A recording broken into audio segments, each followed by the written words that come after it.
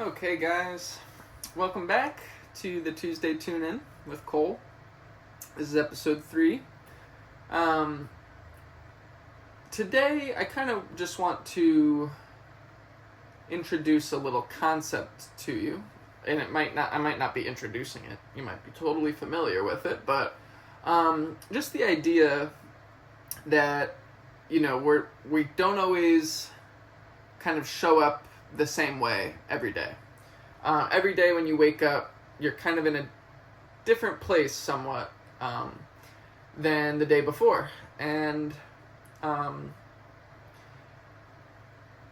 sort of, I guess, prerequisite thought for this idea is that there are two forces in us. There's one force kind of leading us toward our higher self and kind of like a healthy, optimized version of ourselves. And then there's another force that's kind of pulling us down and is more leading us towards temptation of things that might not be the best for us, or like the best use of our time or energy or money. And those two forces each have a certain influence over us. I guess you could almost think of it as like the devil and angel sitting on each shoulder, whispering in your ear. So when we are in these lower vibrations, like when your mood is low or your energy is really low, maybe you didn't get any good sleep the night before, maybe you've come off a weekend of, really unhealthy food or something, you're just kind of feeling like lethargic, and you don't have that fire in your belly like you do some days. I guess if you can relate to that, then you can sort of understand this concept of showing up differently some days than others, and what we are more susceptible to falling into certain temptations or bad habits. We're more susceptible to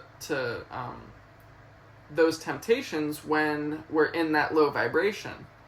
And when we go out into the world and we maybe aren't aware that we're in that low state, we are likely to make worse choices, say things that we might not fully agree with. We might lose our composure more easily. And I just want to plant the idea in your mind that it takes some type of like tuning in, like we're doing each Tuesday here. Tuning into that higher vibration, that higher point of view, this vantage point where from this place we can see reality as it is. The illusion of all of the drama and stress of the self and our separateness and our vulnerability as these human vessels, all of these things that kind of draw us away from that higher truth, highest principle of good, this beauty that we can see in the world when we're in our zone, when we're in the flow of things. And we totally know it while we're in it. It's not like hard to recognize. Sometimes, like, all of us have our different hobbies, but sometimes when I'm writing, or I also really like chess, so I'll be in a game of chess and you can just feel it. You're in the zone. Everything's kind of working right. Your brain's moving. You're in a good space.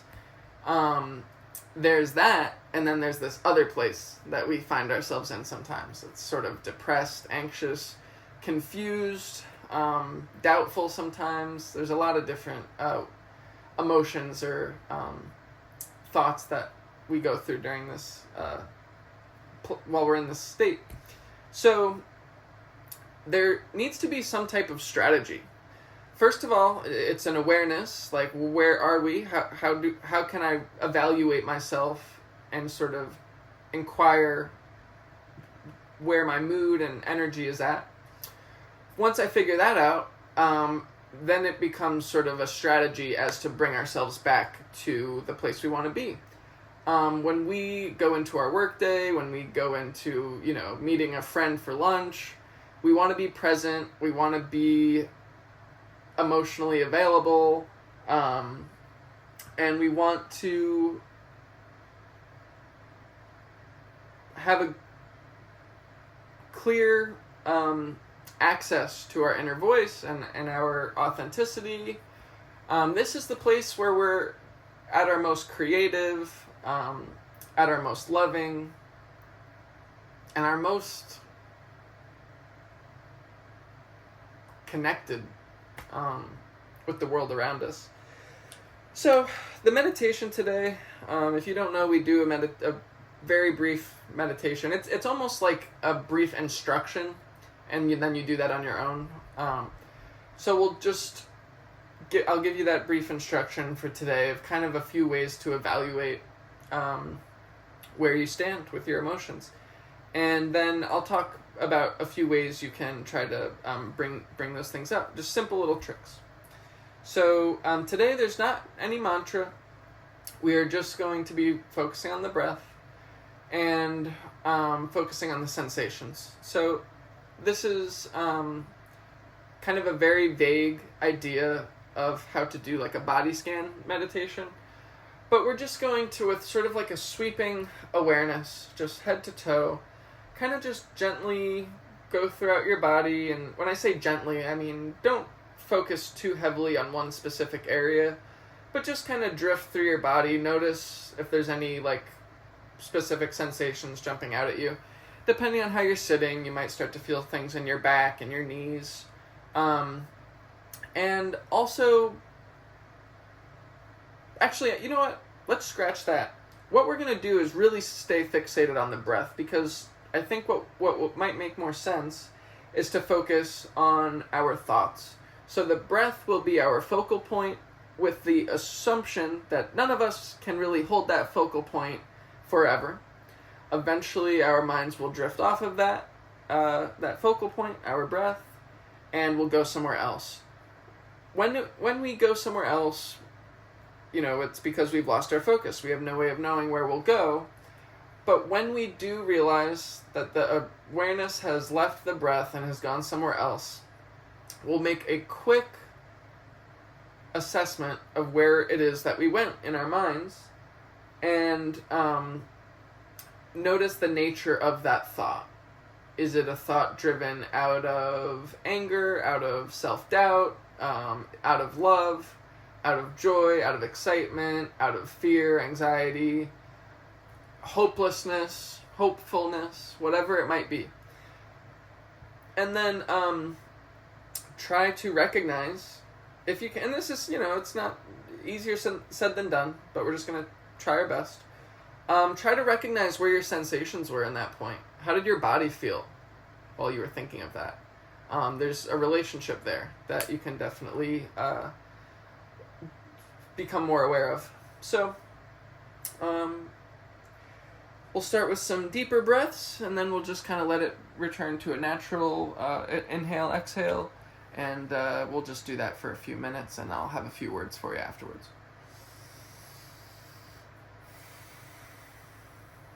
And remain very still during this time, too.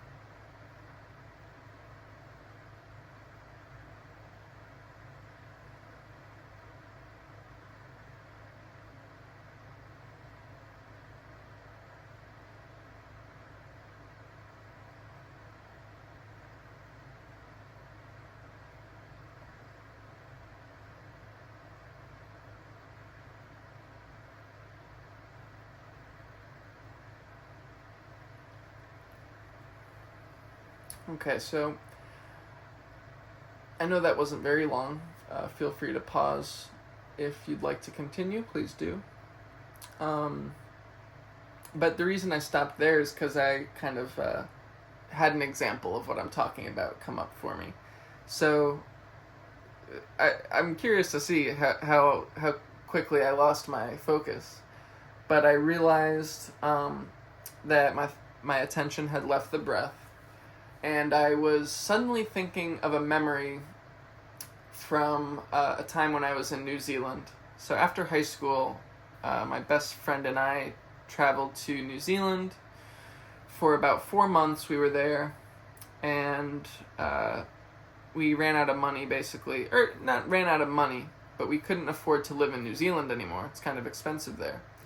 And we spent the next 2 months in Thailand, and then we came back home. And the following fall is when I went to college. So, while we were there, we had been staying with like host families, and we ended up having a really weird experience with a very strange guy. I won't go too into detail about what maybe I'll tell that story some other time, but I'll tell you this. It's just an interesting little side note. The guy, the host, who we had the weird experience with, he had the strangest mustache you've ever seen. That's all I'll say about him. He had a very big, bushy mustache, and it was his only facial hair. And on this side, it was just kind of natural, but like really big and bushy. And on this side, it was slicked and curled. So, imagine my first impression shaking hands with that guy. Fair to say that was a red flag. And there ended up being many more red flags. We didn't end up staying with the guy. And we were out on our own. And we stayed in some hostels. If you've traveled, maybe you've done that before. A hostel is like different than a hotel in that it's, in the ones that we stayed in, it was basically you were paying for a bed, and that was it. So in many cases, you were, might only be $15, but you're in a bunk bed in a room with 20 other bunk beds, and it's not the most comfortable living, but it's cheap. And so we did that for a bit, but even that came to be a bit too expensive. So we got this 2-person tent. And thanks for bearing with me, guys. I know I always ramble away. In this 2-person tent, it's what we could afford, and also we were backpacking, so we had to carry everything. We thought, get something lighter. But this 2-person tent was really way too small, and we also just didn't prepare the proper gear. We didn't have a sleeping pad or anything. And we, for the following month, till we left New Zealand, we hitchhiked, and everywhere we went, we slept in this tent. We were basically homeless, you could say, to some degree.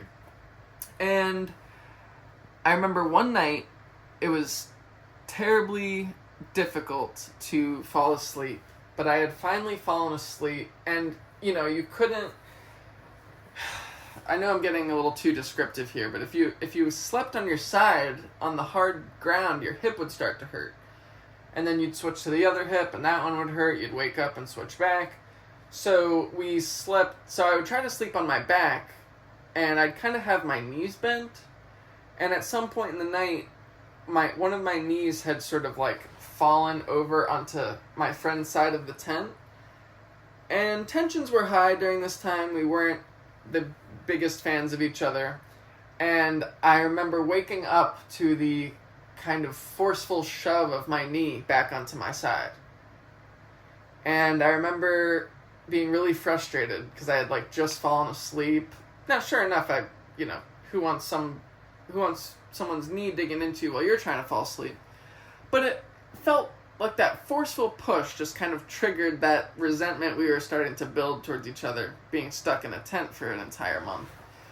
And I realized, I felt the anger while I was meditating just then. I could feel the frustration and the resentment. And I guess what I realized is there was still a hint of that resentment or frustration or irritability surrounding that memory and surrounding my relationship with this friend. like, till this day, I realized in that moment, like, wait, yeah, I'm still, like, that, the reason that created anger or frustration when I thought of that memory was because it still was somewhat unresolved, you could say. And then I took a moment or two before I started talking to you guys again to just remember, like, that was a really tough situation. And, you know, I've been in moments where I've kind of emotionally lashed out. And again, not that he, like, lashed out and, you know, threw me against the side of the tent. It was just this little thing that kind of triggered my emotions, and that those emotions still lingered. And I guess I'm going to switch gears slightly, guys. So part of what I did in that experience, in that event just then, well, that brief, what was it, 30 seconds, a minute, meditating, basically, I transformed my sensation and emotion. I took anger and I created peace and love. I took the resentment that I still had existing within me toward my friend, and I turned that into, you know, I was able to kind of change the context of that memory. That's why this self-reflection is so important. That's not the only reason, but it's a benefit. So sometimes, like, anger arises within us. It brings us down to that low vibration, and sometimes you want to indulge. Think of that as a concept of indulging in these negative emotions. It's like there's that resentment that lives inside of us, that anger, frustration, that we sometimes see a opportunity to release, and we are thankful for the opportunity. A common example I give, because I kind of truthfully get into this sometimes, is someone, like, does some crazy maneuver on the highway, cuts you off, causes danger, and I want to just make some dramatic statement to this person. Like, you know what I mean? I want to, you know, give them the middle finger or something. Like, I feel these thoughts arise. Now, I don't do those things. I take that impulse within me, and I try to bring it back. And I don't deny it and distract it and just turn up my music and say, oh, I'm just going to, you know, I'm not going to engage. I engage with it. I think to myself, okay, how do I take this anger and turn it into peace and love? This practice is what I call a transpersonal practice. You basically are releasing your initial idea, that initial impulse or temptation, and you are, rather than going down that path, you are guiding yourself back to this higher version of yourself who is oriented towards love, compassion, connectedness, harmony, joy, bliss, peace. And do I even need to describe the importance of that? Think about, like, a situation escalating into something like violent versus de-escalating, and then potentially creating an opportunity to, you know, not become best friends with a person, but just see see yourself in them, rather than seeing them as this separate force coming against you that you have to almost, like, defend yourself against or attack. So a few things I was going to mention. I know these always go far longer than I want them to. You know, I'm going to grab one more item just to keep me kind of focused on the point I'm trying to get at. So, music is a huge one. And it's so easy. But, you know, I'm someone who music, like, really affects. I just find, you know, I can really change my mood by listening to certain songs strategically, kind of thinking, okay, I want to create a certain, you know, rhythm and vibration inside myself, so I'll listen to certain uplifting songs. They might have lyrics, they might not, but that's one way. And so, yeah, maybe, I don't know if you've ever been, like, on a run or biking up a hill or something, or maybe you're on the way to work, and a song can really just like uplift your spirits and change your whole attitude wherever you are. Another thing, this really helps to assess where we are emotionally, is kind of like free writing or stream of consciousness writing, where you're just discussing whatever's on your mind.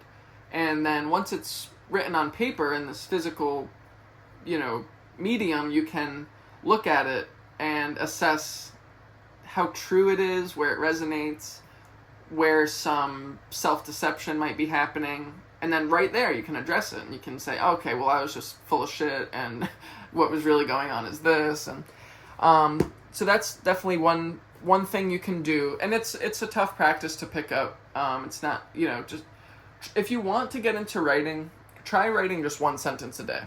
Or holding yourself to a minimum of one sentence a day. And then more will come. But it's just a good way to start the practice. Another one is this little notebook that I keep in my pocket. So it's just this little leather binder. It says "Be Here Now" on it, if you can see that. And it's just a great resource to have. So like if I sometimes I just experience like really cool things around me, or something profound happens, or outrageous happens, and I want to write it down. I want to be a writer one day, guys, so I will write things that are significant that I might want to share in a future book that I write or something. But also, it's a quick way to set an intention, put it into physical, like thoughts are one thing, but sometimes it helps to say, today I will be the light that darkness cannot enter. Today I will love instead of hate, or something like that. I've never even written that, or I don't know if I've written either of those things, but just like today I will be in the present, or something like that. Maybe that's like silly to you guys, but I like associate this little notebook or my journal with just like bringing myself back. Like it's like the second I pull that thing out, already my attention, my vibration is changing, and I improve my mood. So again, I guess I'll just have to make my peace with this part of the video where I start to bring it to a close, and I think to myself, have I said anything of substance at all? I'm sure that will get better as I go, but it's just this feeling I can't shake after it. Because in my conversations, I often just ramble, and then I look around the room and everyone's kind of just like, what are you talking about, buddy? So that's probably why I feel that way. But thanks for joining me if you're here, and I love you guys, and tune yourselves in every day. That's the idea. Make an effort. Don't just wing it. Create a strategy. And best of luck. Love you guys.